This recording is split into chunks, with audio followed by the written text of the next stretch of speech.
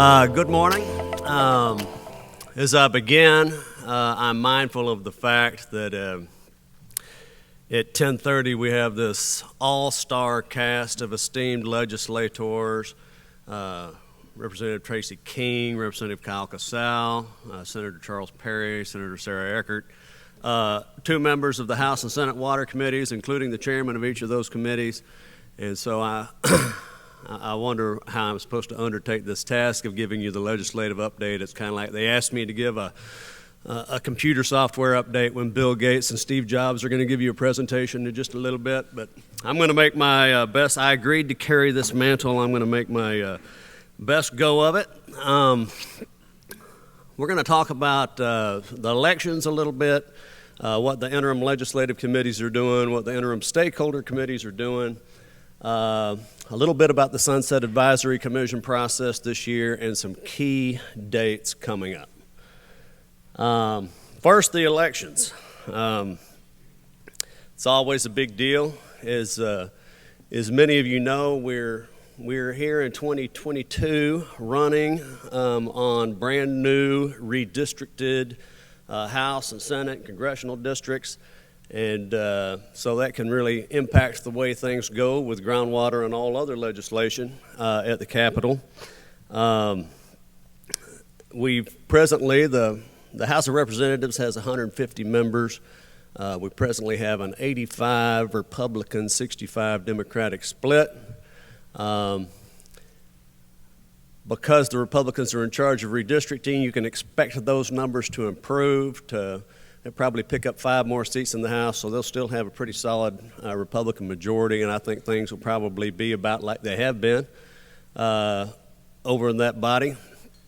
I expect Speaker Dade Phelan to stay in his office, and his leadership team will probably continue pretty close along the way it was. In the Senate, Texas Senate has 31 members. Right now there's an 18-13 Republican-Democratic split in the Senate. I think they're going to pick up 1 seat after redistricting. They'll pick up, I think it's Senate District 10, which stretches from southern Tarrant County down through Johnson, Parker, Palo Pinto out west. So I think they'll pick up 1 seat. So things are about going to be the same. On your statewide, we've got some we've got Beto O'Rourke and Abbott really gearing up for your airways have been taken over.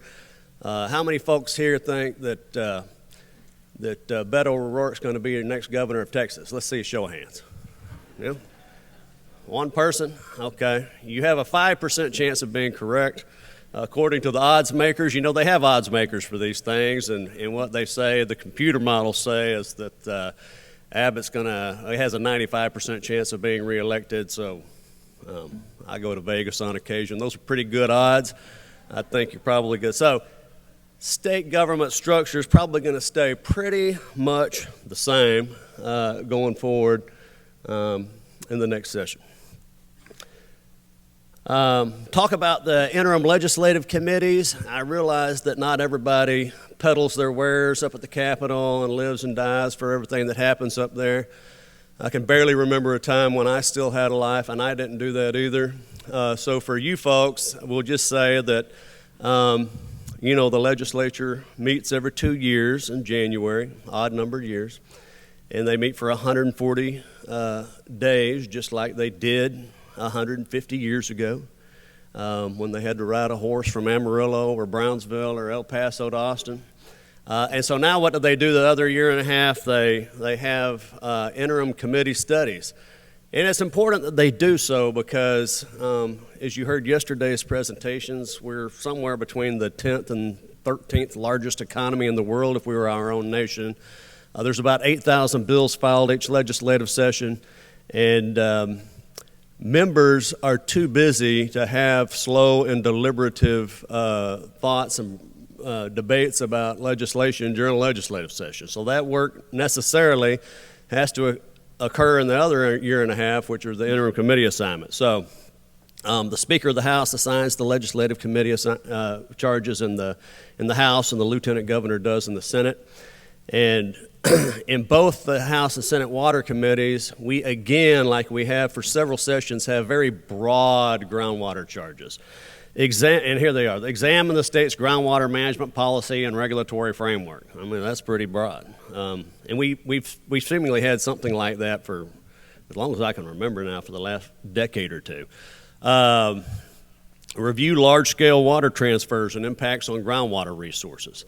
House Natural Resources, as many of you know, had two hearings, Tuesday and Wednesday of last week on their interim charges. They've still got some other hearings to hold around the state before the year's done. But on this one, we really heard a lot of testimony about San Antonio Water System's Vista Ridge project and the falling water levels, not only in the counties in which they're occurring, where the pumping is occurring, but in adjacent counties. In the Senate Water, Ag, Rural Affairs Committee, we heard similar testimony in their hearings back in May. That seems to be one of the big issues on that. The House is also, the Speaker charged the House Natural Resources Committee with making recommendations to promote achievement of planning goals, including DFCs.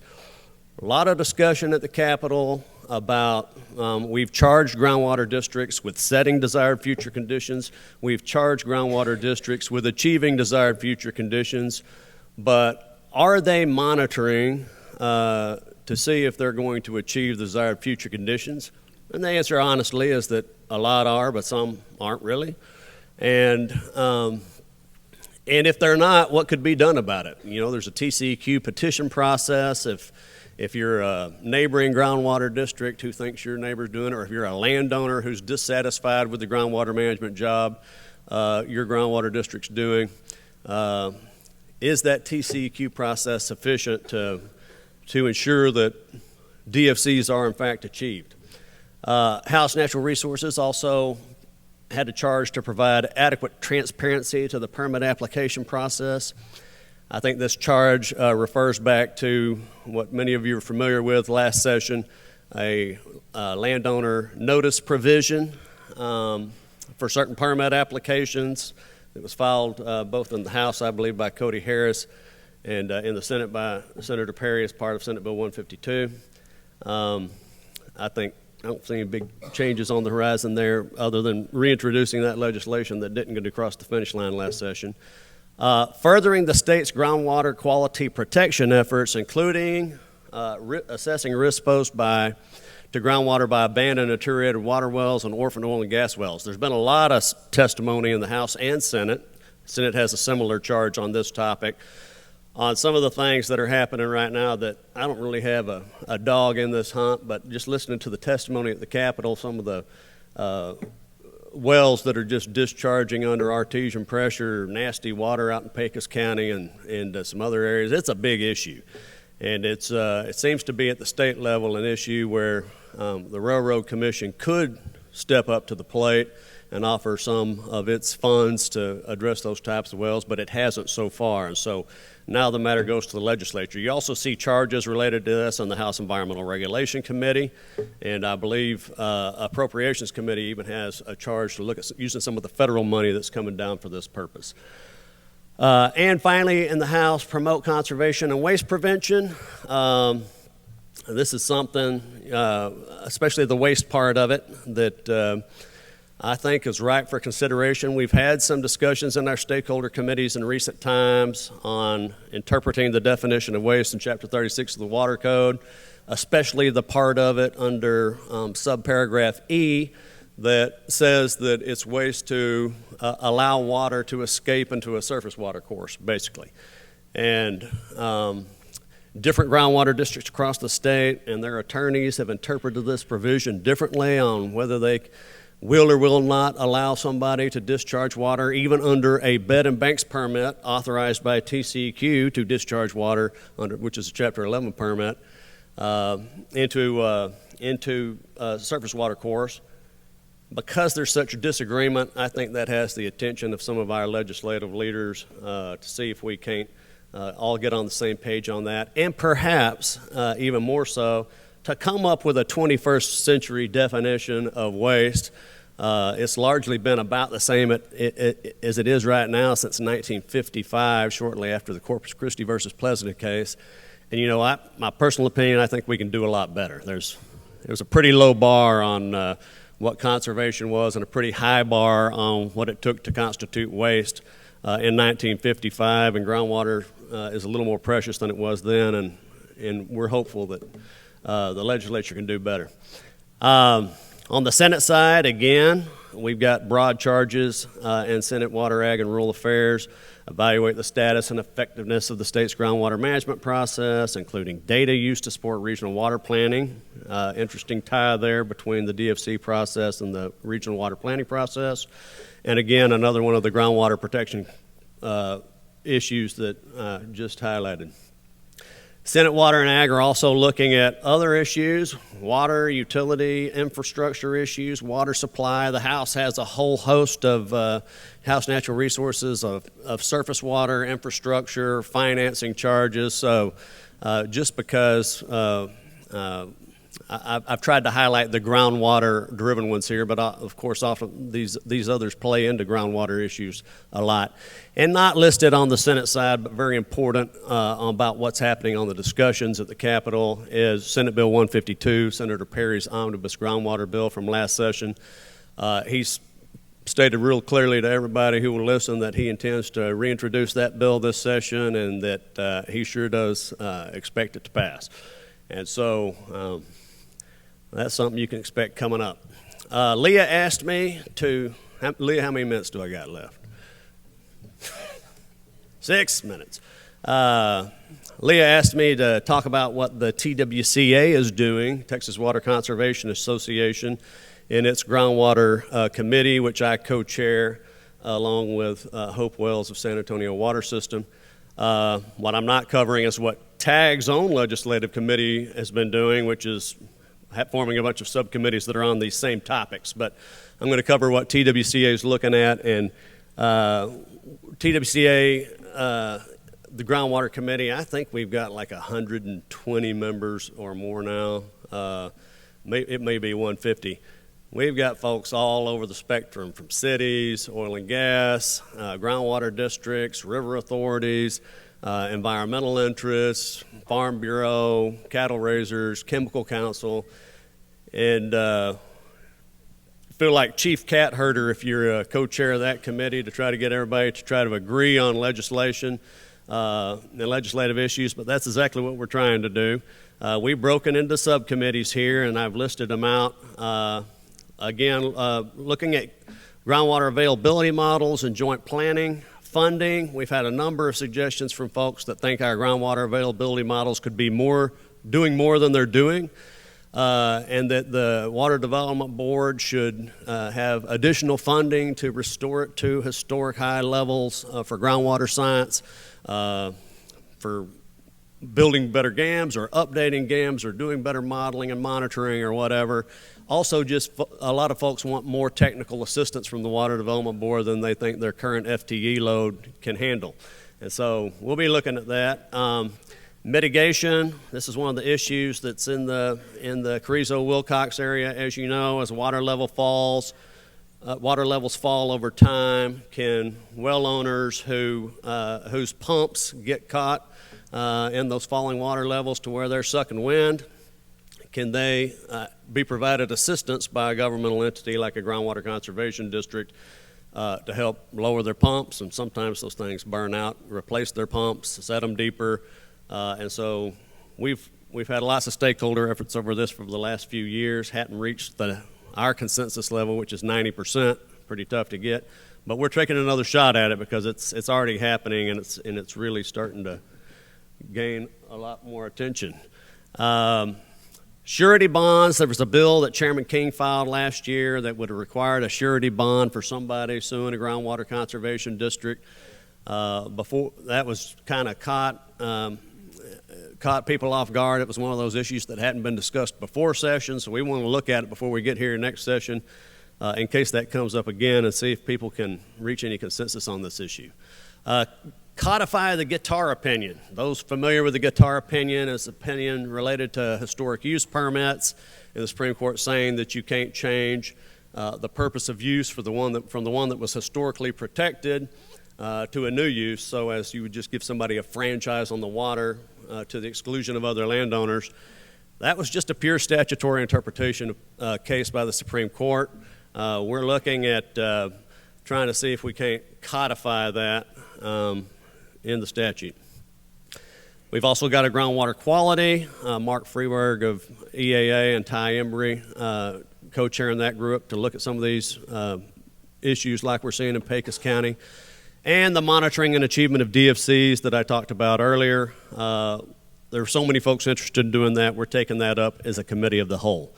We also have two efforts that we're doing in conjunction with the Groundwater Committee and the Surface Water Committee. One of those is a special task force on waste, which has 8 appointed members by the TWCA president from each of the Groundwater and Surface Water Committees to come up with a white paper to see what might be done with the definition of waste. Lynn Clancy of LCRA and I are chairing that.